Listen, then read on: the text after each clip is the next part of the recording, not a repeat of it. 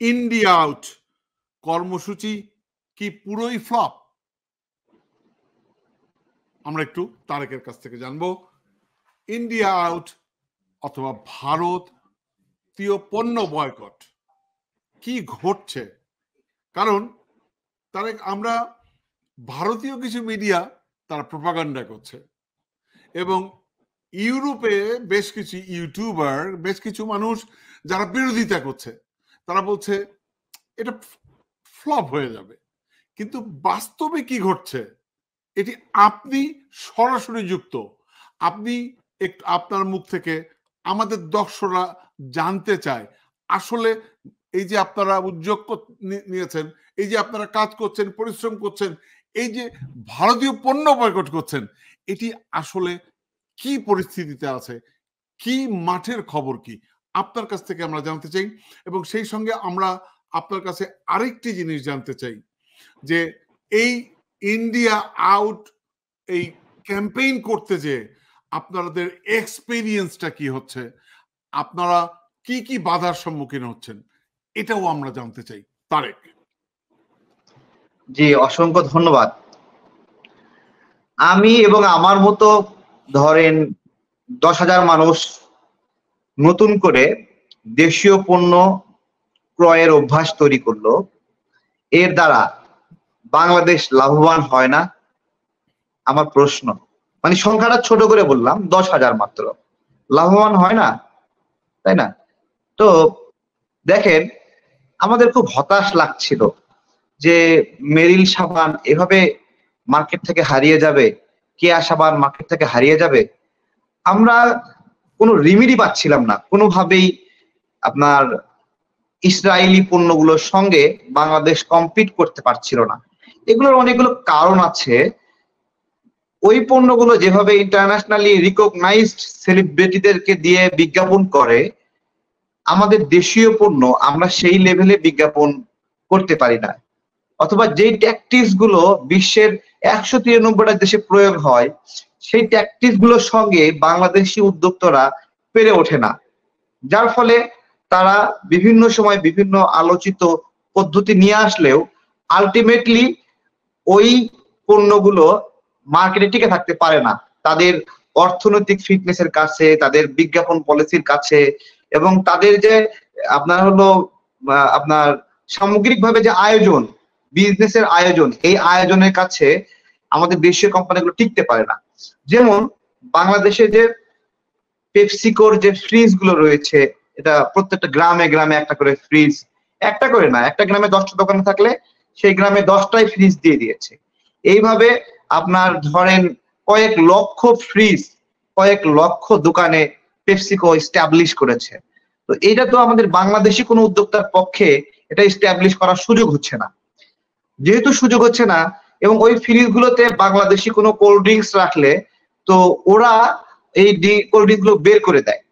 হ্যাঁ, তো আমাদের দেশের যে উদ্যোক্তা, তারা এই কোল্ড ড্রিঙ্কস এর মার্কেটে কোনোভাবেই সাস্টেইন করতেই পারছিল না। হ্যাঁ, সেই জায়গাতে বিজ্ঞাপনের কোনো পলিসি দিয়ে আপনি এই পেপসিকো, কোকাকোলা, ফান্টা এদেরকে পরাজিত করতে পারবেন না বিজ্ঞাপনের কোনো পলিসি দিয়ে। বিকজ মানুষ ওই ঠান্ডা মানে কোল্ড ড্রিঙ্কসটাই খেতে চায়, যেটা ঠান্ডা। এই গরমের মধ্যে মানুষ ঠান্ডাটাই চায়। তো এইরকম পরিবেশে, এরকম পরিস্থিতিতে আপনার এমন একটা চেতনা দরকার, এমন একটা অনুভূতি দরকার, যে অনুভূতিতে মানুষ ওই ঠান্ডা না খেয়ে গরম কোল্ড ড্রিঙ্কসটাই খাবে, তাই না? এই অনুভূতিটা কি? এই অনুভূতিটা হলো দেশপ্রেমের অনুভূতি। এই অনুভূতি হলো স্বদেশী পণ্যের অনুভূতি। এই অনুভূতি হলো আগ্রাসন বিরোধী লড়াই করার একটা মনোভাব। হ্যাঁ, এই অনুভূতি সীমান্তে নাগরিক হত্যার প্রতিবাদে অনুভূতি।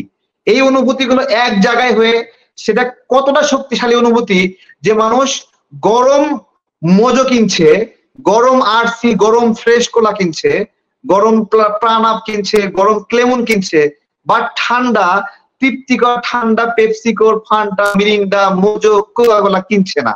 এটা কেমন অনুভূতি? তো যে সকল দালাল বলছে যে মানে বয়কট কাজ করছে না, ওই দালালগুলো এটা কি দেখে না যে মানুষ কতটা মানে ত্যাগ স্বীকার করলে গরম কোল্ড ড্রিঙ্কস কিনে খায়? নাম কোল্ড ড্রিঙ্কস, কিন্তু খাচ্ছে ঢকঢক করে গরম একটা মজো, গরম একটা ফান্টা গরম একটা আরসিকোলা গরম, তো এইটা ওদেরকে কিভাবে বুঝাবো? আবার একজন আলোচক মাঝে মাঝে প্রথম আলো তো লিখে, আমি নাম বলছি না, নাম বললে মন খারাপ করবে, আপনাদের অনেক জায়গায় আলোচনায় যায়, ওই দিন একটা দেখলাম টক শোতে যুক্ত হয়েছে, ওই টক শোর ভিডিও দেখেছে মাত্র 4 জন। আমার দলের একজন কর্মীও যদি একটা লাইভ করে, ওই লাইভটা 20,000 হবে দেখবে মানুষ। তো ওই বিশাল বড় আলোচক, তিনি প্রথম আলোতে নিয়মিত লেখেন, তিনি বলছেন যে বয়কট আন্দোলন কতটুকু কার্যকর হবে, আগে প্রস্তুতি নেওয়ার দরকার ছিল, বিভিন্ন লামসাম বুঝায়ে উনি বয়কটের বিরুদ্ধে। আমাদের এই সমাজে অনেক গোপন সুশীল আছে যারা ইন্ডিয়ার কাছ থেকে পকেট ভারী করে, তারা কিন্তু এর নমুনা, এই নমুনা, এগুলো নমুনা, এরা ডিরেক্ট বলে না মানুষের মাঝে, মানে মানে তারা হলো বিষ ঢুকায় দেয়, না বয়কট টয়কট এগুলো কতদূর কাজ করে, আমাদেরকে ইন্ডিয়ান পণ্য কিনতে হচ্ছে, এগুলো বলছে। আরে ভাই, আমি মানে 1000 কোটি টাকার পণ্য বয়কট করতে পারছি না হয়তোবা, আমি তো 100 কোটি টাকার পারছি, এটা তো বাংলাদেশের, তো তুমি তো এইটুকু করতে পারবা না তোমরা যারা পারছো। আমরা যে এই লড়াইয়ে অগ্রসর হচ্ছি, এই অগ্রসরটা অনেক অনেক বুদ্ধি বিক্রেতার পছন্দ হচ্ছে না। বুদ্ধি বিক্রেতা কেন বললাম, বেসিক্যালি তারা বুদ্ধি বিক্রি করে আমাদের সমাজে টিকে থাকে, পত্রিকায় লিখে টিকে থাকে, ব্লগিং করে টিকে থাকে, বিভিন্ন জায়গায় টক শো থেকে টিকে থাকে। এই বুদ্ধি বিক্রেতা, এদের সম্পৃক্ততায় কেন এই আন্দোলন না, এই জন্য এরা এই আন্দোলনের বিরুদ্ধে। মানে আসলে ওদের প্রোডাক্টের সঙ্গে, মানে ওদের যে বুদ্ধিভিত্তিক প্রোডাক্ট, ওই প্রোডাক্টের সঙ্গে বয়কট ইন্ডিয়ান যে এটাও একটা বুদ্ধিভিত্তিক প্রোডাক্ট, এটা যাচ্ছে না। এই জন্য ওরা মন খারাপ যে আমার প্রোডাক্ট কেন না এটা। আমি বলি যে বয়কট ইন্ডিয়ান, এটা যে বুদ্ধিভিত্তিক লড়াই, এটা যে চিন্তাগত লড়াই, এটা যে একটা অস্তিত্বের লড়াই, এই লড়াইয়ে ওই সকল বুদ্ধি বিক্রেতাদেরকে আমরা ছেড়ে দেব মাঠ। আপনারা আমাদের বিরুদ্ধাচরণ না করে আমাদেরকে সহযোগিতা করেন। আপনারা, আমি বলছি এখন যেভাবে বললাম আপনাকে, ঠিক রিভার্সলি আপনাকে অনার দিয়ে বলবো, হ্যাঁ উনি বলছে যে আমাদের যদি এরকম প্রস্তুতি নিতাম যে আমরা এই পণ্যের বিকল্প এই পণ্য তৈরি করলাম, তাহলে একটা বয়কট কার্যকর হতো। আমার কথা যে আপনি বয়কটের প্রস্তুতি নিবেন এবং সেই সাবসিডি এই পণ্য তৈরি করবেন, তা আপনার পণ্য কে তৈরি করবে? যে পণ্যগুলো আছে এগুলো পছন্দ হচ্ছে না, পটেটো ক্রেকার্স, তারপরে আমাদের বম্বে সুইটসের, তারপরে আমাদের এই যে বিডি ফুডের, তারপরে আকিজ ব্রিভারেজের পণ্যগুলো, ফ্রেশ গ্রুপের পণ্যগুলো, প্রাণ গ্রুপের পণ্যগুলো, এরা যে একটা আয়োজন করে ব্যবসা আছে, এই প্রস্তুতি যথেষ্ট হচ্ছে না। আমার এগুলো কিভাবে বলবো, এগুলো অনেক চিকন বুদ্ধি দিয়ে আমাদের এই আন্দোলনটাকে দুর্বল করার চেষ্টা করছে। আমরা এগুলো নিয়ে সচেতন আছি, এবং আমি তো বললাম যে এই জনগণ ঠান্ডা কোমল পানীয় না খায় গরম কোমল পানীয় খাচ্ছে, সেই জনগণ জেনে বুঝে খাচ্ছে। তারা এই সকল বুদ্ধি বিক্রেতার মানে দুই একটা বক্তব্যে যে আমাদের বয়কট কাজ করছে না, এগুলো তারা যেহেতু আমি কিভাবে বলবো আর কি আপনাকে। না, এখন অনেকে বলছে তারেক, অনেকে বলছে আমি এটাকে কিভাবে বলবো, যে অনেকে বলছে না না না, এরা তো শুধু ফটো সেশন করছে, এরা তো সোশ্যাল মিডিয়াতে ছবি দিচ্ছে, ভিডিও দিচ্ছে, দিয়ে এরা ফটো সেশন করছে, কিন্তু আসলে বাস্তবে কিছুই নাই। এটা কিভাবে মোকাবেলা করবেন, এটা কি বলবেন? এইটা আপনারা এই টার্নওভারটা দেখবেন কিভাবে।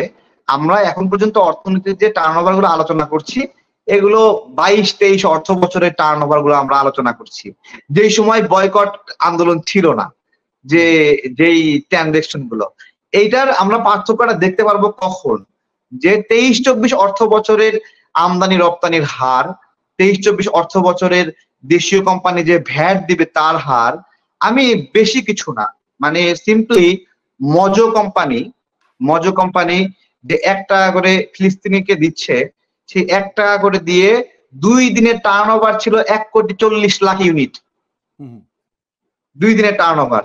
তাহলে মাসের টার্নওভার কতটুকু বলেন আপনি? এইটা তো কোক বিক্রি করতে, তাই না? এবং একটা অদ্ভুত বিষয় হলো যে ইন্ডিয়া একটা বড় রাষ্ট্র হওয়াতে অনেক বড় বড় ইন্টারন্যাশনাল জায়ান্ট তারা ইন্ডিয়াকে দক্ষিণ এশিয়ার মালিকানা দিয়েছে, পণ্যের মালিকানা। আমি কিভাবে, যেমন কোক বাংলাদেশে যেটা বিক্রি হচ্ছে এটার প্যাটেন্ট 890 কোড দিয়ে। হ্যাঁ, অর্থাৎ বাংলাদেশে উৎপাদন হলেও এইটা ইন্ডিয়ান রিজনের আওতাভুক্ত করে দিয়েছে, তারা আওতাভুক্ত করে দিয়েছে, ইন্ডিয়ান রিজনভুক্ত করে দিয়েছে, যার ফলে এটার কোড 890, 894 না, বাংলাদেশি না, বাংলাদেশে উৎপাদন হচ্ছে বাট এটা ইন্ডিয়ান ম্যানেজমেন্টের নিয়ন্ত্রণে।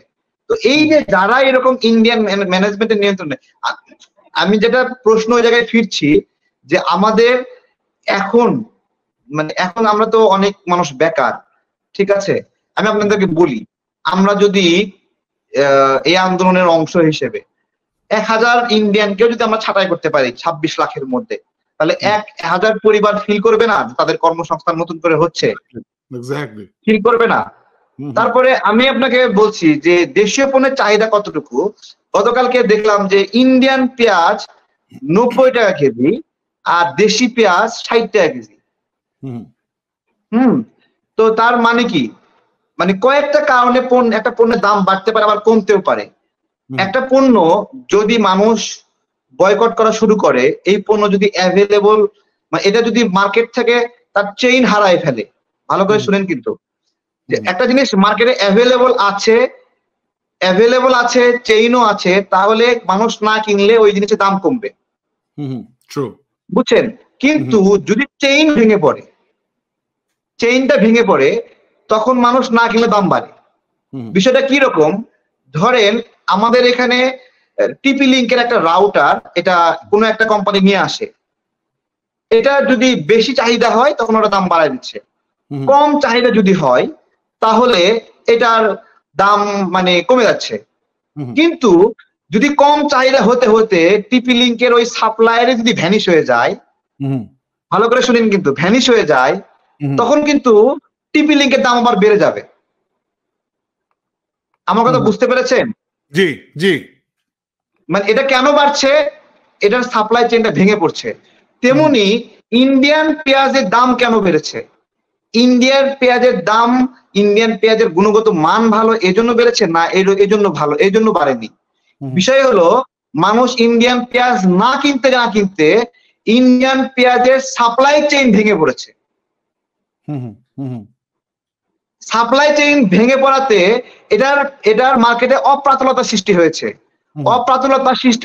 অপ্রাতুলতা কিন্তু আমি বলছি, এটা প্রতুল না, এটা পর্যাপ্ত না।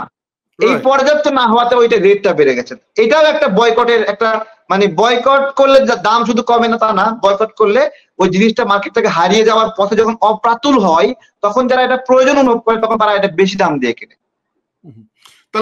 তাহলে তারেক আপনি বলছেন যে না, যারা এই দুষ্ট এই মানে যারা আপনাদের মানে এই আন্দোলনটার বিরোধিতা করছে, যারা নিজেরা দাহ হচ্ছে, যাদের জ্বলছে, এবং যারা ভারতীয় দালাল যাদেরকে আমরা চিহ্নিত করতে পারি, তারাই কি এরকম প্রপাগান্ডা করছে যেগুলো কিছুই হচ্ছে না? মানে এই বিষয়ে আমি আসবো, আরো বিস্তারিত আপনার কাছ থেকে জানবো। আমি একটা ছোট্ট আজকে একটি গান, এই বয়কট নিয়ে একটি গান আমি আমাদের দর্শকদেরকে শোনাতে চাই, সেই সঙ্গে আপনাকেও শোনাতে চাই। আমি একটু গানটা একটু শুনি, তারেক প্লিজ।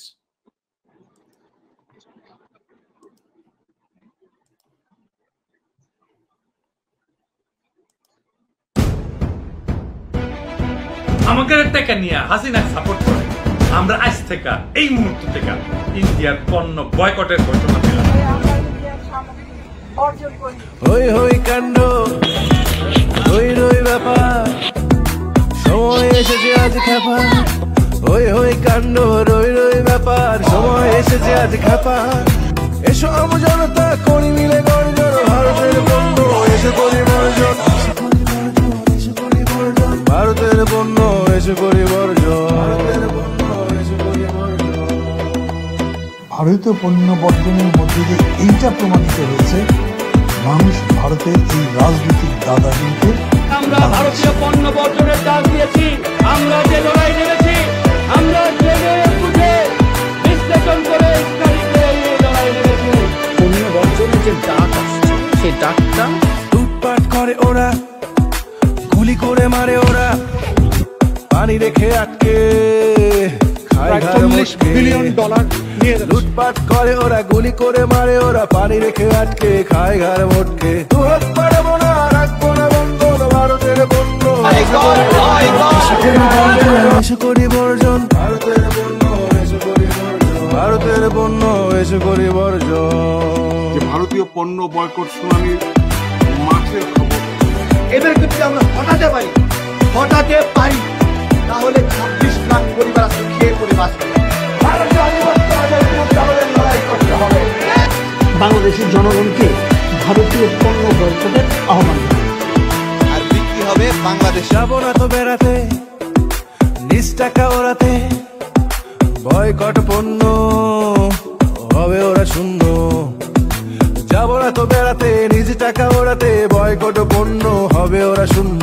অর্থনীতি রিটার্নে করবে যে পণ্য ভারতের পণ্য, এসে পরিবর্তন, এসে পরিবর্তন, এসে পরিবর্তন ভারতের পণ্য, এসে পরিবর্তন। এখানে ভারত আর একা খেলোয়াড় না, অন্যরাও এসে গেছে। এই বাস্তবতা মোদী আর তার হিন্দুত্ববাদী সরকার বুঝতে পারে। সে কারণে কাল বিলম্ব না কইরা সে আমাদের ভারতীয় পণ্য বর্জনের আন্দোলনকে টুটি চাইপা ধরে মাইরা ফেলতে চায়।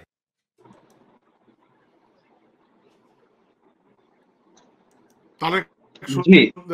শুনলেন গানটি? হ্যাঁ, অনেক সুন্দর গান, অনেকগুলো বিষয় উঠে এসেছে যা মোটামুটি আমরা যারা কথা বলছি তারা তাদের উপস্থিতি আছে এই গানের ভিতরে। রাইট। আমরা কৃতজ্ঞতা জানাই আজকের অনুষ্ঠানের মধ্য দিয়ে আমাদের মিঠু ভাই। মিঠু ভাই হচ্ছে মন্ট্রিয়ালে একজন অ্যাক্টিভিস্ট এবং উনি ভারতীয় পণ্য বয়কটের আমি বলবো সাংঘাতিক অগ্রণী সেনানী। মিঠু ভাইকে আমরা আজকের অনুষ্ঠান থেকে কৃতজ্ঞতা জানাচ্ছি। উনি আমাকে সংগ্রহ করেছেন, এটি আমাকে দিয়েছেন আজকে, আমি তার অনুমতি নিয়ে আজকে এটি প্রচার করলাম। থ্যাংক ইউ মিঠু ভাই। এবং